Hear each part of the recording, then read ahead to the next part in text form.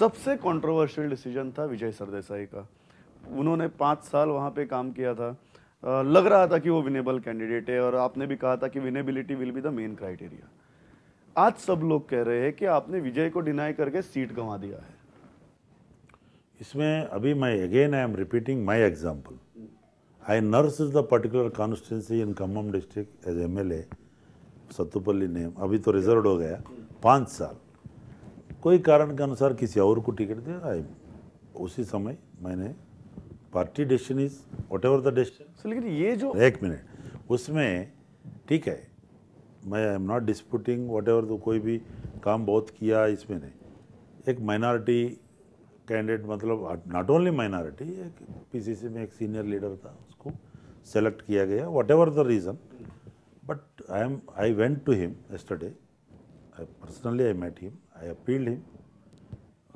थोड़ा सा सोचिए, इतना बड़ा पार्टी है, मेरा भी एग्जाम्पल है, फिर ऑफिशियल कैंडिडेट्स को सपोर्ट करिए, फिर party will take care of you in some other manner, in that way I told. But anyway, still I am appealing everybody we are. ये जो है, इन्हें ये पार्टी छोड़ के आज इंडिपेंडेंट या किसी और सिंबल पे कॉन्टेस्ट कर रहे हैं, कितना नुकसान होगा पार्टी को? देखता है थोड़ा बहुत, तो इधर उधर हमारा, हम लोगों को भी दुख है, हमारा पारिवारिक मेंबर सब हमारा साथ रहे, कोई भी गया वो, कोई भी, सब अपना अपना जगह अच्छा है। एक को सेलेक्ट किया यही बोल के नहीं, कोई कारण का, मैंने बोला ना, कोई मेरे को टिकट नहीं आया बोल के मैं कोई काम, मेरे को पार्टी ने कुछ दूसरा तरीका से यूज़ कर रहा। आज मैं एमएलसी हूँ, ऑल इंडिया कांग्रेस में मैं सेवा करने के लिए एक कार्यकर्ता के नाते मैं, सोनिया जी हमारा बिलोड लीडर, मौका दिया, मैं अपने आप को गर्व महसूस करता हूँ। ऐसा नहीं, पेशेंस ऑलवेज काउंट्स। ऐसा बोल के ना एक दिन में सब कुछ हो जाएगा, टिकट नहीं आया सब कुछ हो गया, ऐसा होता है। थोड़ा दुख, जब एस्पिरेशन है, जब उनको ये इतना संघर्ष किया कार्यकर्ता को, तो होता है। But one constituency one candidate को ही दे सकते ना, क्या करें। सर, आपने आंध्रा का पॉलिटिक्स बहुत हैंडल किया है और गोवा का भी किया है। एक बड़ा स्टेट है, एक छोटा स्टेट है। कहाँ के पॉलिटिशियंस को हैंडल करना डिफिकल्ट है, आंध्रा के या गोवा के? एनीवे, इसमें तो ये तो आपके एक्सपीरियंस की बात है, आप बिंदास बोल सकते हैं, किसी को बुरा भी नहीं लगेगा। इसमें रियली ये गोवा का एक कल्चर, एक डिफरेंट हाँ, एक माइंडसेट होता है। आंध्रा का अलग से, वो बड़ा स्टेट है, बड़ा परंपरा वहाँ पे चलता है। गोवा में ब्यूटी है, इसे beauty of politics, in that way I am enjoying. बहुत डिफिकल्ट है, मतलब सुनते नहीं हैं, मानते नहीं हैं, ऐसा नहीं। बैठना पड़ता है, बार बार बोलना पड़ता है। अच्छा लोग है। पंडित जवाहरलाल नेहरू जी भी कमेंट किया था जब लिबरेशन का टाइम में, गोवा को स्पेशल अफेक्शन है कांग्रेस का प्रति, कभी भी गांधी फैमिली। क्या आपको भी गोवा के पॉलिटिशियंस अजीब लगते हैं?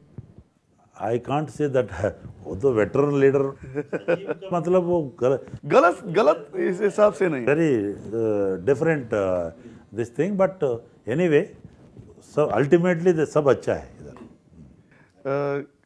कितने कॉन्फिडेंट है सब आप, कितने सीट तक पहुंच पाएगी पार्टी? जितना दुष्प्रचार हो रहा है, ultimately Congress will win with thumping majority, because there are the reasons, we have done it. Development किया, तरक्की यहाँ पे, वहाँ पे जितना यूपीए सरकार के माध्यम से कितना उपलब्धि आना, भारतीय जनता पार्टी कितना भी भारत का झूठ, मतलब वो झूठ जितना बोलने दीजिए, और उनका साथ जो जुड़ गए, परसों तक 5 साल हमारा साथ था एमजीपी, वो लोग को भी, वो क्या है, वो सब लोग जानता है। There are very wise people here, they knows to whom to they have to vote. बुरा लगा जब एमजीपी छोड़ के गया गठबंधन? ना, ऐसा नहीं है, हमारा कभी भी कोयलेशन धर्मा हम लोग टैक लास्ट मिनट तक, मतलब वो अंडरस्टैंडिंग पार्टनर था, वो कोयलेशन पार्टनर नहीं था, ही वॉज एन अंडरस्टैंडिंग। उस समय मंत्री भी हमारा मंत्रिमंडल में शामिल था, उनका दूसरा भाई एक चेयरमैन था। एनीवे, उसमें जिसको उसको फ्रीडम है, वो अपना जगह चुन लिया, चले गया, हमको कोई फ़र्क नहीं पड़ता।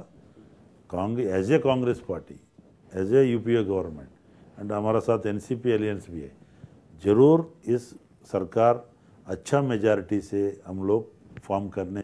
ये जो सर छोड़ के गए, मतलब जब एमजीपी भी गठबंधन से बाहर निकली तो उन्होंने भी आरोप किया कि सरकार बहुत भ्रष्ट थी। विजय सरदेसाई बाहर निकले, उन्होंने तो सीधा सीधा बोल दिया कि मैंने खुद मंत्रियों को पैसे पहुंचाए हैं नौकरी देने के लिए। कॉन्ट्राडिक्ट भी किया लगता हाँ, पुलिस स्टेटमेंट देते हुए उन्होंने कॉन्ट्रैक्ट किया। तो ये क्यों हो रहा है? इतने भ्रष्टाचार के आरोप क्यों हो रहे हैं? ये तो इलेक्शन का टाइम में तो होता है, उसका कोई भी हो। कांग्रेस पार्टी हम कभी भी संविधान के अनुसार, एक्ट के अनुसार जो भी होता है वो कभी भी हम लोग तो ट्रांसपेरेंस है। We will not come in that way, law will take it own course of action. उसमें तो है वो कुछ भी हो। बगल में कर्नाटका सरकार में क्या हुआ, माइनिंग का इसमें क्या, येडियुरप्पा किस लिए गया, रमेश पोखरियाल उत्तराखंड में क्या हुआ, खुद का बीजेपी का ऑल इंडिया प्रेसिडेंट तहलका का स्कैम अभी भी केस क्या चल रहा है, सबको पता है। जब बोलने में खुद इंट्रोस्पेक्ट करना चाहिए।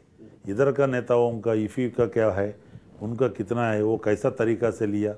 जो भ्रष्टाचार बोल के परसों तक बोलता है उन्हीं पार्टी से फिर कैसा एलियंस लिया। जो भ्रष्टाचार आरोप जो एलियंस पार्टनर बीजेपी का बोलता है, उनका डिपार्टमेंट में उनका ऊपर कितना आरोप आया, उसका जवाब देना पड़ता। लोग तो है, ये तो गोवा से बाहर तो नहीं है ना, गोवा में जवाब देना पड़ता है। इसलिए जब दूसरों को ऊपर जब डस्ट डालने से पहले खुद का क्या है इंटरेस्ट। सभी कहते हैं कि बीजेपी और एमजीपी एक साथ आने के बाद वो एक फॉर्मिडेबल फोर्स बन गया है जिससे कांग्रेस को खतरा है। ऐसा बात नहीं, हमको कोई खतरा नहीं। वी नोस गोवन का दिल जीतेंगे, वो कितना भी कॉम्बिनेशन करने दीजिए। उनका परफॉर्मेंस पिछले देख लीजिए, हमारा परफॉर्मेंस देख लीजिए। Whatever we said in the manifesto, अगर मैनिफेस्टो के अनुसार कुछ बिना बोले भी कुछ बहुत सारा चीज़ किया, लोगों का सामने है तरक्की, विकास, development, it speaks everything. Stable government centre के माध्यम से कितना ही आप ओवरऑल सिनारियो में है। Definitely even there are 3 issues, mining का है, उसमें शॉ कमीशन का जो भी है वो आएगा। हम लोग उसमें ऑलरेडी पार्लियामेंट में भी एक एनेक्टमेंट आ रहा है, regularisation of this illegal mining in, उसको भी अभी बिल आने का है। और एमओआई का सब्जेक्ट में भी, एमओआई इशू में भी हमारा क्या नीयत है सब जानता है। वो कौन पीछे पड़ा, अगर गलती से उनका सरकार आए तो उसको रिवर्स करेंगे, ऐसा बोल के तो वो बोल रहे। बीबीएसएम के कौन सा है, भारतीय Bhasha Suraksha Manch, that is the sister concern of the BJP and other party, they are openly supporting. इसलिए अभी सब्जुडिस भी होगा, कोर्ट में है। कोर्ट डिसीजन से पहले, कोर्ट में जाने से पहले हमारा विचारधारा क्या था, सब ऑल गोवंस नोस। इसलिए एंड रीजनल प्लान, सोनिया जी हमारा बिलोड लीडर, उनका स्पीच का माध्यम से क्या बोला, वो तो चर्चा करके कॉन्सेंसस करके वो डिटेल डिस्कशन, उनको एक्सेप्टेंस से। क्या रीजनल प्लान आगे जाएगा? रीजनल प्लान आगे जाएगा या उसमें बदलाव? नहीं, बोलने का मतलब वट एवर द डिस्क्रिपेंसीज और गैप्स वी फाउंड, उसमें जरूर उसमें चर्चा, विचारधारा, सरकार भी स्कोप दिया और भी चर्चा करेंगे। तो इसका ओवरऑल डेवलपमेंट देख के स्क्रैप नहीं होगा प्लान। बोलने का मतलब आगे उनका एक्सेप्टेंस से मतलब बदलाव होंगे लेकिन प्लान स्क्रैप नहीं होगा। ऐसा नहीं, कभी भी कोई भी प्लान कोई अच्छे के लिए होता है। We have seen the plan, उसमें कुछ ऑब्जेक्शंस, कुछ लोगों का अप्रीहेंशंस हो सकता है, कोई expansion of the roads, setup area छोड़ना चाहिए, तो वो बदलाव होंगे, उसमें जरूर हम लोग दृष्टि देंगे। जो प्रचार कर रहा है वो गलत है। जो बीजेपी का स्टैंड है बोलो, वो क्या है, वो स्क्रैप करेंगे। वो उनका लीडर एक तो स्टेट प्रेसिडेंट, वो तो हम लोग स्क्रैप करेंगे बोले। लीडर ऑफ द अपोजिशन कुछ और बोले, उनका ही डबल टंग है।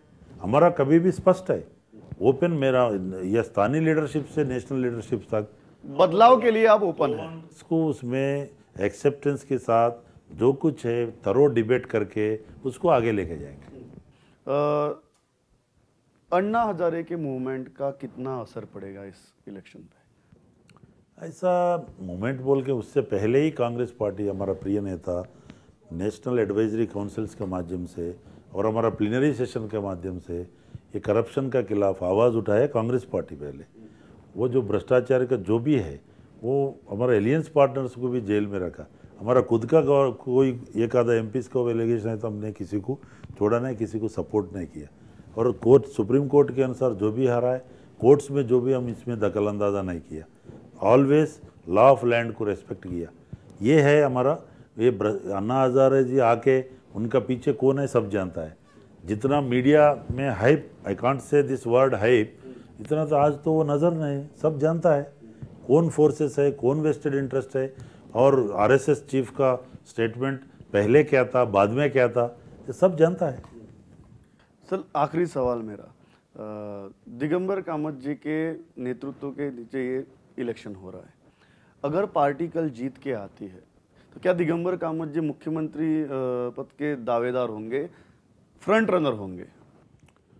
इसमें एक पॉइंट मैं क्लियर करना चाहता हूँ। स्टेबल गवर्नमेंट दिगंबर कामत जी का नेतृत्व में कांग्रेस लीडरशिप का आशीर्वाद से, सभी यहाँ का स्थानीय नेताओं का कोऑपरेशन से, ही deliver goods in a effective manner, whatever said and done. बहुत सारा तरक्की आपको दिखता है, और भी बाकी लीडर्स भी सब हमारा कलेक्टिव लीडरशिप है। और decision, you know the Congress का परंपरा जो भी है, एक बार इलेक्शन होने के बाद सीएलपी और हमारा एमएलएस का राय सब उसका सिस्टम के बाद leadership will take the view, उस समय जो कुछ डिसीजन होगा सबको मंजूर। विल दिगंबर कामत भी द फ्रंट रनर, क्योंकि उनके नेतृत्व के नीचे ये इलेक्शन हो रहा है?